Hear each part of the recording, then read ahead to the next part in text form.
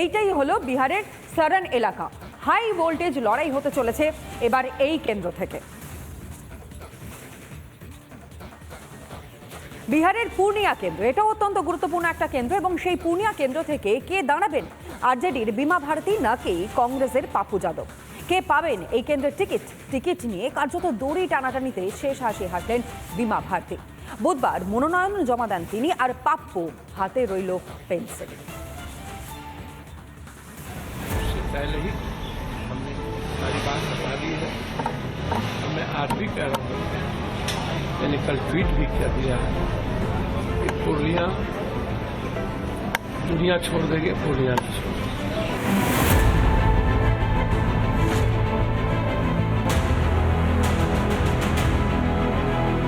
প্রাণ দিতে প্রস্তুত, পূর্ণিয়া ছাড়বেন না।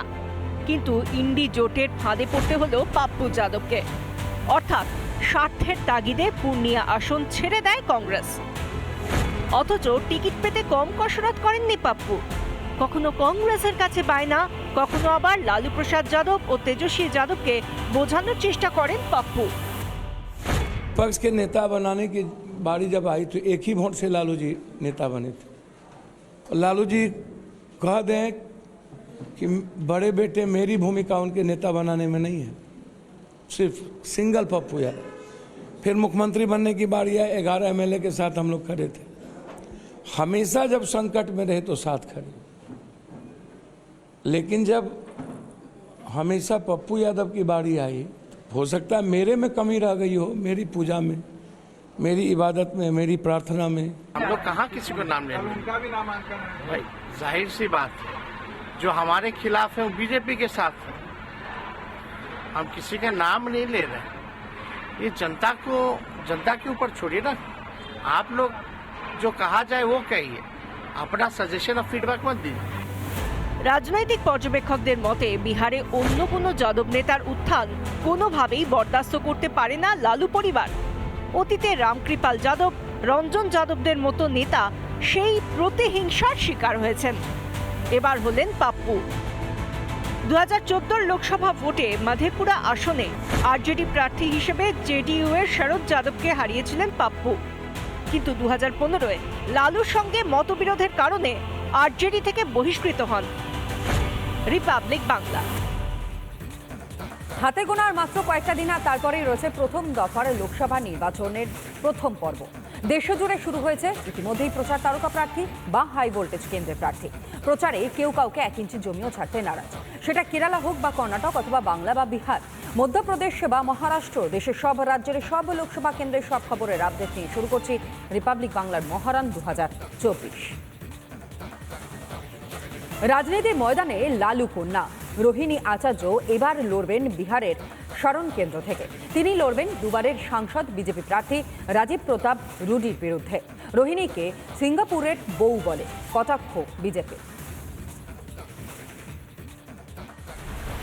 লালু প্রসাদ যাদবের আদরের মেয়ে রোহিণী আচার্য বাবার দলের হয়ে এবার সারন লোকসভা কেন্দ্র থেকে লড়বেন। সোমবার পুজো, মঙ্গলবার শুরু প্রচার। रोहिणी दाबी सारण থেকে তিনি জিতবেনই। लालू जी की विरासत पूरी बिहार की जनता है। मुझे पूरा विश्वास है कि बिहार की जनता लालू जी की विरासत को आगे सदियों तक बढ़ाते रहे। জিতবেন বলে গলা ফাটিয়ে দাবি তো করলেন, কিন্তু রোহিণী কি জানেন সারণে গত বছর জিতেছিলেন বিজেপি প্রার্থী? অন্যদিকে রোহিণী বিহারি কিনা সেই প্রশ্ন ছুড়েছে বিজেপি। बिहार की बेटी का सम्मान नहीं, और जो बेटी दूसरे जगह बहू बन गई, सिंगापुर चली गई, वो सिंगापुर से बिहार में उम्मीदवार बनने जा रहे हैं, तो बिहार की जनता तय करेगी कि जो सही में बिहारी है और बिहार के प्रति सजग है, बिहार के प्रति समर्पित है, उसके साथ चले, या बिहारी सिंगापुर में जाकर के सिंगापुर की सेवा करे। ये निर्णय बिहार की जनता लेगी। লালু কন্যার সাফাইয়ে আসছে সংসার ধর্মের কথা। सिंगापुर से यहाँ रहने आ गई हैं, वापस यहाँ पर रहेंगी। हाँ, तो सिंगापुर में जहाँ पति काम करेगा वहीं ना पत्नी रहती है। हाँ, आपकी बीवी आपको छोड़ करके तो कहीं और नहीं चली जाएगी। पति मेरे वहाँ काम करते थे, मैं एक किसी की बीवी हूँ, किसी की माँ हूँ, हाँ, किसी की बहू हूँ, तो मेरी जिम्मेदारियाँ थी। সারান থেকে দিল্লির উড়ানটা ধরবেন কে? প্রাক্তন অসামরিক বিমান পরিবহন মন্ত্রী রুরি না লালুকন্যা রোহিণী? হেরে গেলে সারানে থাকবেন না সিঙ্গাপুরে উড়ানে আবার সংসারে পাড়ি দেবেন রোহিণী? উত্তর জানা যাবে 4ই জুন। রিপাবলিক বাংলা। একেবারে জোর টক্কর বলা চলে, একদিকে লালু কন্যা এবং তার সঙ্গে সঙ্গে বিজেপি প্রার্থী। একবার গ্রাফিক্যালি আপনাদের সামনে গোটা বিষয়টা তুলে ধরবার চেষ্টা করি, আরো স্পষ্ট হবে। দেখুন, বিহারে সারন এলাকা 2019 সালে পরিসংখ্যান বলছি, যেখানে চন্দ্রিকা রায় আরজেডি প্রার্থী হয়েছিলেন, অর্থাৎ এই সারন কেন্দ্র থেকে। এবং তার সঙ্গে সঙ্গে আপনাদেরকে দেখাবো 2019 সালে রাজীব প্রতাপ রুডি বিজেপির প্রার্থী, যিনি জয়ী হয়েছিলেন, যার প্রাপ্ত ভোট ছিল 4,99,986 এবং একই সঙ্গে চন্দ্রিকা রায় আরজেডির প্রাপ্ত ভোট ছিল 3,61,575। এবং এর সঙ্গে সঙ্গে আপনাদেরকে জানাই 2014 অর্থাৎ একটু যদি আমরা ফ্ল্যাশব্যাকের দিকে তাকাই, 2014 সাল রাবড়ি দেবী আরজেডির প্রার্থী হয়েছিলেন ঠিক এই কেন্দ্র থেকেই। এবং তার পরবর্তী সময় আপনারা দেখতে পাচ্ছেন রাজীব প্রতাপ রুডি বিজেপির জয়ী হন এবং তার প্রাপ্ত সেই সময় ভোট ছিল 9,55,120 এবং একই সঙ্গে রাবড়ি দেবী আরজেডির তার প্রাপ্ত ভোট ছিল 3,14,172। এই সারান কেন্দ্র থেকে, অর্থাৎ বিহারের এই কেন্দ্র অত্যন্ত হাই ভোল্টেজ একটা কেন্দ্র হয়ে দাঁড়াচ্ছে। 2014 সালে পরিসংখ্যানটাও আপনাদের সামনে আমরা তুলে ধরলাম। 2014 সালে রাবড়ি দেবী আরজেডির প্রার্থী হন এবং সেখানে তার পরাজয় হয়। আর এরপর 2009 সাল আপনাদের সামনে আমরা তুলে ধরছি। লালু প্রসাদ যাদব এই কেন্দ্র থেকেই কিন্তু প্রতিদ্বন্দ্বিতা করেছিলেন আরজেডি প্রার্থী হিসাবে, অর্থাৎ বিহারের প্রাক্তন মুখ্যমন্ত্রী।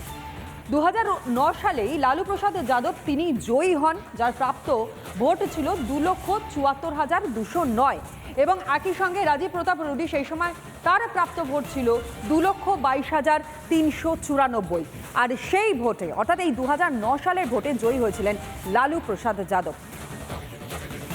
আর এদিকে লোকসভা ভোটের আগে দল বদলের হেরে হাত ছেড়ে পদ্মে যোগ দিলেন বক্সার বিজেন্দ্র সিং। বুধবার দিল্লিতে বিজেপির সর্বভারতীয় সাধারণ সম্পাদক বিনোদ তাওয়ারের উপস্থিতিতে গেরুয়া শিবিরে যোগ দেন অলিম্পিক্সে পদকজয়ী বক্সার।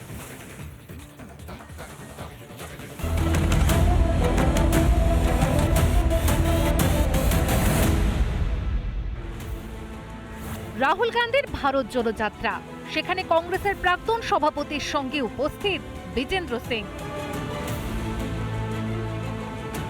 কেরলের ওয়েনাড কেন্দ্র থেকে বুধবার মনোনয়ন জমা দিলেন কংগ্রেস প্রার্থী রাহুল গান্ধী। আর সেই দিনই কংগ্রেস ছেড়ে বিজেপিতে যোগ দিলেন বক্সার বিজেন্দ্র সিং। লোকসভা ভোটের আগে জার্সি বদল অলিম্পিক্সে পদকজয়ী বক্সারের। মোদি আমলে খেলোয়াড়রা প্রচুর সম্মান পেয়েছেন, মন্তব্য বিজেন্দ্রর। देश विदेश में बढ़ा है वो काबिले तारीफ है। जैसे हम बाहर यूके में फ़ाइट करने जाते थे, दुबई में फ़ाइट करने जाते थे, आयरलैंड में फ़ाइट करने जाते थे, तो कई बार एयरपोर्ट पर बहुत सारी चीज़ें होती थी, लेकिन जब से हमारी बीजेपी सरकार आई है, मोदी गवर्नमेंट आई है, तब से एक बहुत सरल और कहते बहुत आसान तरीके से हम कहीं भी आ जा सकते हैं। जो मान सम्मान इस गवर्नमेंट में मिला है, तो खिलाड़ी उसके लिए बहुत धन्यवाद करते हैं मोदी साहब का, बीजेपी गवर्नमेंट का। 2019 সালে কংগ্রেসে যোগ দিয়েছিলেন বিজেন্দ্র সিং। হরিয়ানার বাসিন্দাকে কংগ্রেস প্রার্থী করে দক্ষিণ দিল্লিতে। বক্সিং রিংয়ের বাইরের লড়াইয়ে হারতে হয় তাকে। বিজেন্দ্রকে হারিয়েছিলেন বিজেপির রমেশ বিধুরি। বিজেপি প্রার্থীর প্রাপ্ত ভোট ছিল 6,87,014। দ্বিতীয় স্থানে ছিলেন আম আদমি পার্টির রাঘব চাড্ডা, তার প্রাপ্ত ভোট 3,19,971। এখন দেখার এবার বিজেন্দ্রকে বিজেপি টিকিট দেয় কিনা। রিপাবলিক বাংলা।